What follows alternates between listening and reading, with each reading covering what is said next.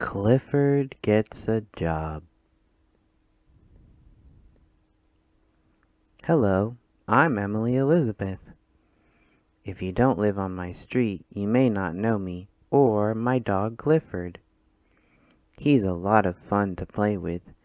There is only one bad thing about Clifford. He eats a lot of dog food, and a lot of dog food costs a lot of money. We were spending all our money on dog food. Mother and Daddy didn't know what to do.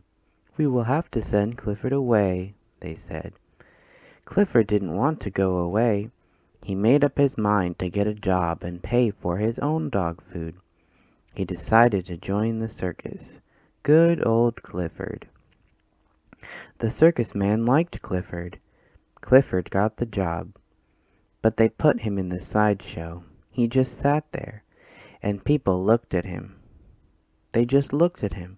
Clifford wanted to do something. He peeked into a tent. He saw little dogs doing tricks. Clifford wanted to do tricks too. So he ran into the tent and he tried to jump through the hoop, just like the little dogs. It didn't work. In the next ring, Clifford saw a little dog riding a pony. Clifford thinks he can do anything a little dog can do, but he can't. The circus man was angry. He asked Clifford to leave. "Don't worry," I said. "You can get another job." So he went to see a farmer. The farmer thought Clifford would be a good farm dog. He said Clifford could work for him. First, Clifford rounded up the cows. Then Clifford brought home a wagon full of hay. He was doing so well. And then he saw a rat running to the barn. Clifford knew that rats on a farm are very bad. So Clifford chased the rat. Clifford and I started home. We felt very bad. Everything had gone wrong. Suddenly, a car came speeding past us. And right behind it came a police car. They were chasing robbers. Clifford took a shortcut through the woods and caught the robbers. I was very proud. The chief of police offered Clifford a job as a police dog. Now Clifford goes to work every day. They don't pay him money, but every week they send Clifford a lot of dog food. So now we can keep him. Isn't that wonderful? Good old Clifford. The end. The Stinky Cheese Man. Once upon a time, there was a little old woman and a little old man who lived together in a little old house. They were lonely. So the little old lady decided to make a man out of stinky cheese. She gave him a piece of bacon for a mouth and 2 olives for eyes and put him in the oven to cook. When she opened the oven to see if he was done, the smell knocked her back. "Phew! What is that terrible smell?" she cried. The Stinky Cheese Man hopped out of the oven and ran out the door, calling, "Run, run, run as fast as you can! You can't catch me! I'm the Stinky Cheese Man!" The little old lady and the little old man sniffed the air. "I'm not really very hungry," said the little old man. "I'm not really all that lonely," said the little old lady. So they didn't chase the Stinky Cheese Man. The Stinky Cheese Man ran and ran and ran until he met a cow eating grass in a field. "Wow, what's that awful smell?" said the cow.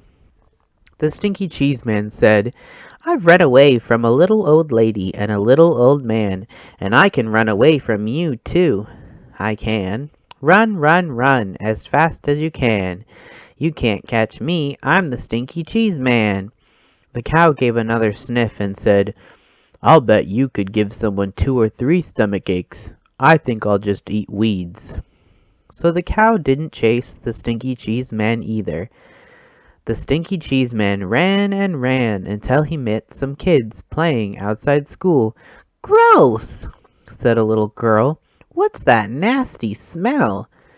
"I've run away from a little old lady and a little old man and a cow, and I can run away from you too, I can." Run, run, run, as fast as you can.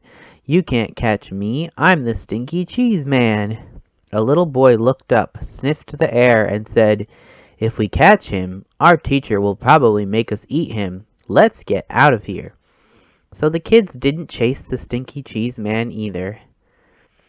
By and by the Stinky Cheese Man came to a river with no bridge. How will I ever cross this river?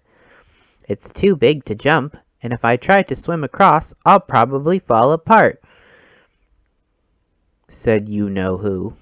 Just then, the sly fox, who shows up in a lot of stories like these, poked his head out of the bushes. Why, just hop on my back, and I'll carry you across, Stinky Cheese Man. How do I know you won't eat me? Trust me, said the fox. So the Stinky Cheese Man hopped on the fox's back. The fox swam to the middle of the river and said, Oh man, what is that funky smell? The fox coughed, gagged, and sneezed, and the Stinky Cheese Man flew off his back into the river, where he fell apart. The end. Jack and the Beanstalk. Once upon a time, there was a woman who lived with her only son, a boy called Jack. The woman was very poor, and so she sent Jack to the market to sell their only cow. On the way to the market, Jack met an old man with some magic beans. Jack bought the beans in exchange for the cow. When Jack got home, his mother was furious. She was so angry that she threw the beans out of the window. The next day, a gigantic beanstalk had grown up from where the beans had landed. Jack climbed the beanstalk and was amazed to see an enormous castle perched above the clouds. Jack crept into the enormous castle and saw a giant eating dinner while he talked gently to a chicken. To Jack's amazement, the chicken laid a golden egg on the table. Jack hid until the giant was asleep and then stole the chicken that laid the golden egg. As Jack tried to sneak away, the giant woke up. Fee, fi, fo, fum, I can smell a human one, said the giant. The giant chased after Jack, but Jack reached the bottom of the beanstalk first and cut it down with his axe. Jack was safe from the giant and had a chicken that laid golden eggs. Jack and his mother never had to worry about being poor again. The end. Little Red Riding Hood. Once upon a time there was a little girl who was loved by everyone who knew her. Her grandmother was so fond of her that she delighted in giving her presents. She made her a beautiful cape and hood of red velvet. The little girl liked it so much that she never went out without wearing it. In time, everyone called her Little Red Riding Hood. Little Red Riding Hood lived with her mother and father in a small cottage near the edge of a large forest. Her father was a woodcutter and worked all day in the forest. Little Red Riding Hood loved her grandmother just as much as her grandmother loved her. Nearly every day she went along the path through the forest to visit her. One day, Little Red Riding Hood's mother said, Little Red Riding Hood, I have put a cake and a bottle of blackcurrant juice in this basket. I want you to take them to your grandmother. She is ill, and they will do her good. Keep to the path and do not wander off into the forest, warned Little Red Riding Hood's mother. Don't worry, I shall take care, promised Little Red Riding Hood, as she took the basket and waved goodbye to her mother. Before she had gone very far along the path through the forest, Little Red Riding Hood met a wolf. She had never seen a wolf before, and she did not know what a wicked creature he was. She thought he was a large dog, and she was not in the least afraid of him. "Good morning, Little Red Riding Hood," said the wolf. "Good morning, sir," she replied. "Where are you going so early in the morning?" asked the wolf. "To my grandmother's." Little Red Riding Hood replied. "And what have you got in your basket?" the wolf went on. "A cake and a bottle of black currant juice," said Little Red Riding Hood. "Grandmother is ill, and Mother has sent these to help her get well again." "Where does your grandmother live, Little Red Riding Hood?" continued the wolf. "Just a little further into the forest," answered Little Red Riding Hood. "Her cottage stands under 3 large oak trees." "What a tender young creature this is," thought the wolf. "She will make a more juicy mouthful than the old woman. But if I am cunning, I should manage to eat both." So the wolf strolled along beside Little Red Riding Hood for a little while. "Look at all the pretty flowers under the trees," he said. "Are they not beautiful? And can you hear the birds singing? You should stop and enjoy these pleasures instead of walking straight along the path." Then the wolf said goodbye to Little Red Riding Hood and set off quickly for Grandmother's cottage. Little Red Riding Hood did as the wolf suggested and looked around her. The forest was indeed a lovely place. The sunbeams danced through the trees, the ground was carpeted with beautiful flowers, and overhead the birds sang merrily. "I shall pick a bunch of fresh flowers for my grandmother," thought Little Red Riding Hood. "They will cheer her up." So she wandered further and further from the path, gathering the prettiest of flowers.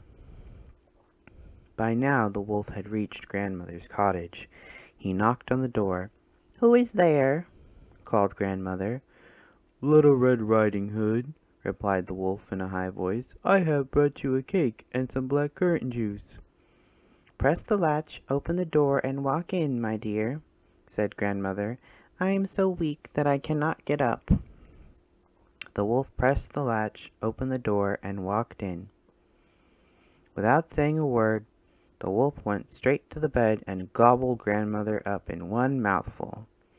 Then he put on one of her night dresses and a nightcap which he pulled down over his eyes. He drew the curtains and got into bed, pulling the bedclothes well up to his chin. Then he waited. Meanwhile Little Red Riding Hood had wandered far from the path, for the loveliest flowers always seemed to be furthest away. When she had gathered a pretty posy of flowers, she returned to the path and went on her way. When Little Red Riding Hood arrived at her grandmother's cottage, she was surprised to find the door standing wide open. "Good morning, Grandmother," called out Little Red Riding Hood as she went inside, but she got no reply. Then Little Red Riding Hood began to feel rather uneasy. She went up to the bed and drew back the curtains. There lay her grandmother, with her cap pulled down to her eyes and the bedclothes pulled up to her chin, looking very strange. "Oh, Grandmother!" cried Little Red Riding Hood, "what big ears you have!" "All the better to hear you with, my dear," came the reply. "Oh, Grandmother, what big eyes you have!" "All the better to see you with, my dear." "Oh, Grandmother, what big hands you have!" "All the better to hug you with, my dear." "Oh, Grandmother, what big teeth you have!" "All the better to eat you with." With those words the wolf jumped out of bed and gobbled up Little Red Riding Hood in one mouthful. Then he climbed into bed, lay down, and fell fast asleep. Soon he began to snore. He snored so loudly that the cottage shook. Just at that time, Little Red Riding Hood's father was passing near by. He heard the awful snores coming from the cottage and thought he had better go in to see why Little Red Riding Hood's grandmother was snoring so loudly. When he went up to the bed, he saw the wolf lying there. "You wicked creature!" he cried in a rage. With one blow of his axe he killed the wolf and pulled him out of the bed. Then he had an idea. Perhaps the wolf had swallowed Grandmother whole, and perhaps he was in time to save her. Little Red Riding Hood's father cut open the wolf, hoping to find Grandmother inside, alive. Imagine his surprise when up popped a little red hood and out jumped Little Red Riding Hood. "Oh, how frightened I was!" cried Little Red Riding Hood. "It was as dark as night inside the wolf." Then her father helped grandmother out. She was still alive, but was feeling very unwell. Little Red Riding Hood and her father put grandmother into bed. They gave her some of the cake and some black currant juice. Soon she was sitting up and feeling much better. They were happy and relieved all to be alive and well. Little Red Riding Hood's father took her by the hand and led her back home. When Little Red Riding Hood's mother heard their story, she was shocked, and she gave her little girl a big hug. Little Red Riding Hood promised that she would never wander off the path through the forest again, and she never ever did. The end. Rumpelstiltskin. Once upon a time there was a boastful miller. One day he told the king that his daughter was so clever that she could spin gold out of straw. "I must meet this remarkable girl," said the king. "Bring her to the palace at once." The king took the miller's daughter to a room filled with straw. In one corner stood a spinning wheel. "You must spin all this straw into gold before morning," the king told the girl, "or you will be put to death." Then he went out and locked the door behind him. The poor girl sat at the spinning wheel and wept. However could she make gold from straw? Suddenly the door flew open, and in leapt a funny-looking little man. "Why are you crying?" he asked. When the girl had told him what the king had said, the strange man replied, "What will you give me if I spin this straw into gold for you?" "My pearl necklace," said the girl. So the little man sat down at the spinning wheel and quickly spun all the straw into gold. Then he magically vanished from the room. The next morning the king was amazed at all the gold, but now he wanted even more. So he took the girl to a bigger room, and had it filled with straw. Once again he told her to spin the straw into gold by morning, or she would die. Then he left. The poor girl sat down and wept. Suddenly the odd little man appeared. "What will you give me if I help you this time?" he asked. "My pretty ring," the girl replied. So the little man began to spin, and soon all the straw had turned into gold. Then he vanished. The next morning the greedy king was astounded, but still not satisfied. So he took the girl to an even bigger room, piled to the ceiling with straw. "If you succeed this time, you will become queen," the king said. "If you fail, you know what will happen." As soon as the girl was alone, the little man appeared. "I have nothing left to give you," said the girl.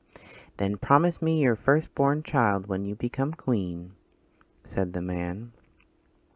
"I might never become queen, and I may never have a child," the girl thought, and so she promised. So the strange little man sat down at the spinning wheel and began to work. He spun for many hours, and the pile of gold grew and grew. "At last," said the little man, "my task is done." Then he vanished. The girl gazed around the room. It was stacked from floor to ceiling with glistening gold that shone like the sun. At dawn the king was overjoyed. He kept his promise and soon married the miller's daughter. The whole kingdom rejoiced, and the king and his new queen were very happy together. A year later the king and queen had a baby. By this time the queen had forgotten all about her promise, but the funny little man had not. One night he appeared in the queen's bedchamber. "I have come for your baby," he announced gleefully. "No!" cried the queen. "I will give you jewels, gold, anything you wish, but please do not take my baby." She wept so miserably that the little man took pity on her. "Very well," he said. "If you can guess my name within 3 nights you may keep your baby. If not, the child is mine." Then he disappeared. The queen sent messages out to gather names from every town and village in the kingdom. They returned with thousands of suggestions. Over the next 2 evenings, when the little man arrived, the queen questioned him again and again. "Is your name Tom?" "No," replied the little man. "Jack? Dick? Peter?" she asked. The strange man shook his head. Could it be Brutus or Clarence, then? Each time the reply was the same: "No, your majesty." By the third day only one messenger had not returned. Late that afternoon he was on his way back to the palace when he saw a hut in a forest clearing. In front of it an odd little man was dancing around a fire, singing, "I'll be the winner of this game. The queen will never guess my name. She will lose and I will win, because my name is Rumpelstiltskin." The messenger galloped back to the palace and told the queen what he had seen and heard. She was so grateful that she rewarded the messenger with a huge sack of gold. That night the queen eagerly waited in her throne room for the little man. When he appeared, the queen asked, "Is your name Guzzletum?" "No, it's not," laughed the little man.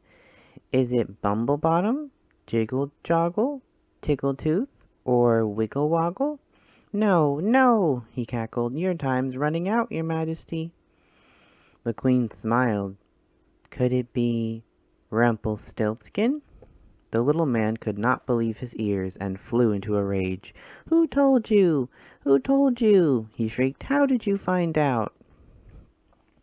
He cried and squealed and beat the floor with his fists. "You've won! You've won!" he wailed, and disappeared in a shower of sparks. The little man never came back to worry the queen again, and they all lived happily ever after. The end. Good night, my love. Sweet dreams.